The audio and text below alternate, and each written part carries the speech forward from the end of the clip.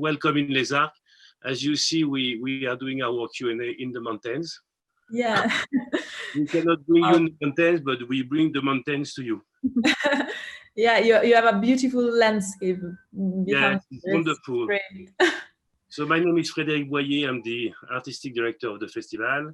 And Alice, she's working on a film programming. She's programming with me.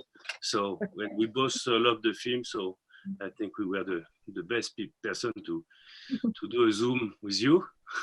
Okay, perfect. So I know you a little bit, as you know, because I was in the jury of Vision du Réel. And it was the film. It was the most. We had the most interesting conversation about the film. It was just never stopping, having conversation, talking, and we were not talking about a documentary, but about a film. So it's the form is documentary, but it's a film, and totally a film. So congratulations. Thank you. I'm happy to hear what you're saying. Thank you. I agree with Frédéric. Your film is very beautiful, and I really enjoy watching it. And I wanted to know, how did you come up with the idea of Punta Sacra, of filming this whole community? Usually I need to have a real need to tell a story, not only with documentary, also with narrative films. And for me, the idea of making this film was born for a real love to this community. When I understood that place was so complex and full of beautiful people, I try to think about the best way to show this world, because every politicians, our government had a totally different idea about this place, and I wanted to use cinema to show good values all the good values that I found in this community, and also what's the idea behind our community today in our society. So I started from that people and what they communicated to me many years ago, because the first time that I went to the Roscalo was 8 years ago. So years after here, I decided to know them better, and then I decided to do a film about them, about the community. So maybe I wanted to show something pure when it wasn't so easy to see it. This was the main reason behind this film. Yes, so in Punta Sacra, you, the filmmaker, you are invisible. We don't see where the filmmakers, we don't feel the camera. It's like extremely immersive. So how was the approach with the community, and how long did you stay with them before shooting? Did you meet them, and like Fred Wiseman, Wiseman was meeting people for 6 months and then using his camera, and I feel something a little bit close to this type of filmmaking, which is first to connect and then to shoot. So I am right or not? Yeah, you're totally right. And I think that it's very important, because it's a mistake to switch on the camera and let it run and steal from the people. I didn't want to steal anything. I wanted to create something with them, together with them. So I spent many time before switch on the camera, and usually it was very important for me to create a sort of family also with my small crew, because we were 4 people in my crew, and it was important to create a good feeling between every person behind this film. So maybe there were some days that we didn't do anything with the camera. Maybe we went there to do a lunch or to talk about life and other stuff, and I asked them every day what we're gonna do tomorrow or this afternoon, because maybe we can create something together. And it was important also to not be too intrusive in their life, but also to find a sort of synthesis between me and them. I wanted to be real, and also to find a respect with these people. So time was the most important thing. So 8 years to create this connection, and 4 months of shooting. I think that for this kind of documentary, also Roberto Minervini is working his way. It's exactly doing also this type of filmmaking. But I was also, I have a question about the footage, because there is something extraordinary is the structure of the film and the editing. So I suppose you decided just when you discovered the rushes, you didn't know anything about how the film going to be during the shooting. So how was the process of editing, and how long did it take? Yeah, I think that it was the most complex part of this film, because we started to write the film during the editing, like many documentaries. And for example, there is no main storyline in this film. So I had a clear idea of the mood and maybe of the style. So I started from that. I wanted to do an ironic, not dramatic, not so much dramatic, but ironic film about suburbs, that it's not easy to do it, but people there were so full of life and energetic, and I wanted to find a way to give this kind of feeling to my audience. So I think that there is a sort of coincidence between style and people and the story of this place, that it's quite crazy in some in some part. And for example, we decided to divide the film in chapters at the end of the editing, like the last week probably.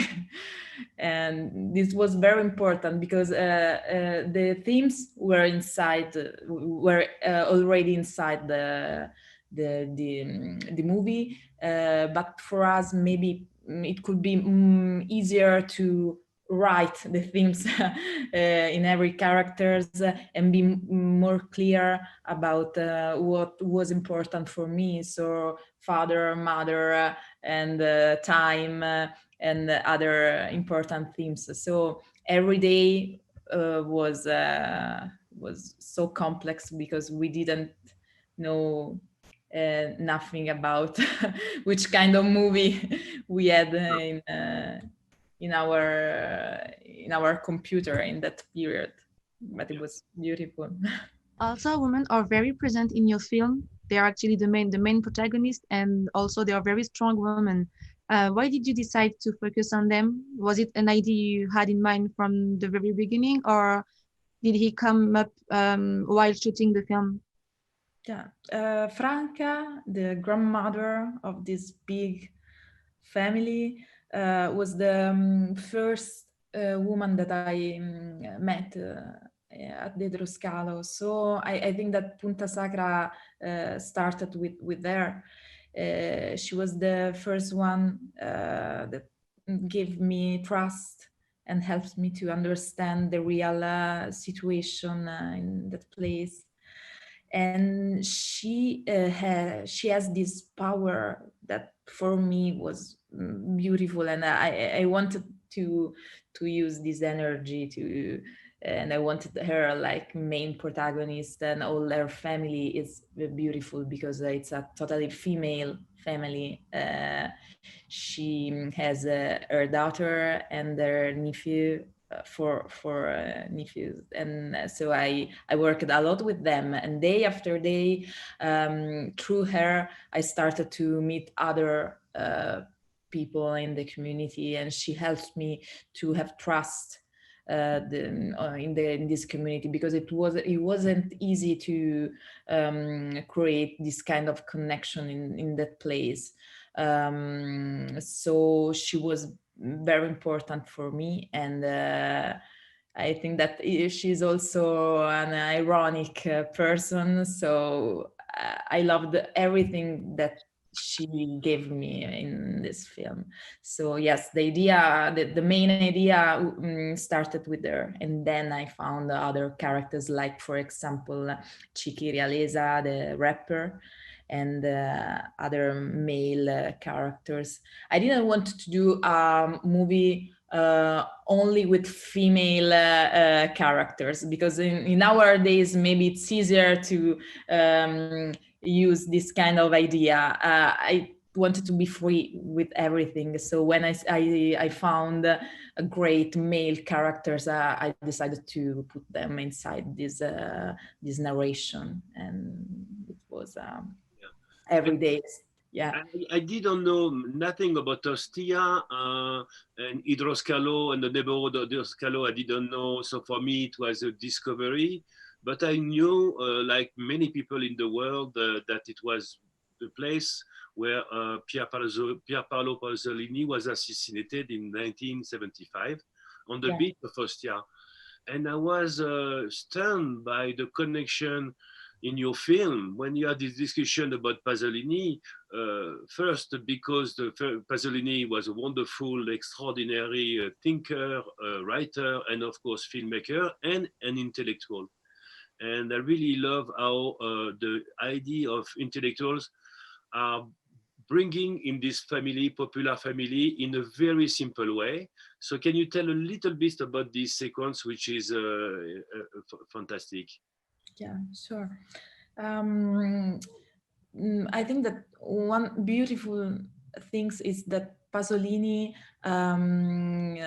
loved this kind of people. He used to spend many hours at the Hidroscalo when he was alive, and if you read every kind of poems and poetries by him, that kind of people that he used to talk about are the same. If you meet Franca and if you read a poem by Pasolini, it's the same things. So it was great to listen a conversation. It's great to listen a conversation about Pasolini in that place, because they love him and they feel him like a sort of master, because he really knew which kind of humanity was at the Hidroscalo. And it's not easy, because Ostia for us in the last years was showed like a bad place with criminality, and was described not in a good way. So Pasolini, I think, that was the last intellectual that really understood this that people and that suburb. So there is a real connection between them. And for example, Franca every year organize a sort of celebration, a party with all the community for Pierpaolo Pasolini in the same place where he died.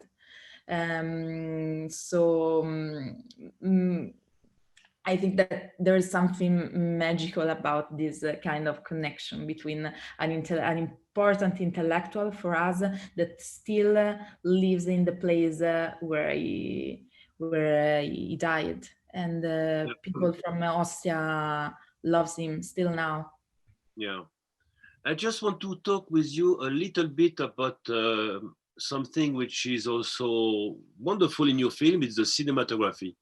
In France, we call the light between dogs, chien et loup. It means it's very rare to see it on the screen. So can you tell us your collaboration with your DP and what you wanted to say? Sure.